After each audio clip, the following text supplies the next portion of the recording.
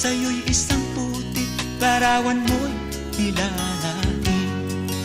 Magdalena, ikaw ay di maintindihan. Ika'y isang kapuspalad, bigo ka pa sa pag-ibig. Hindi ka nag-aral pagkat walang pera,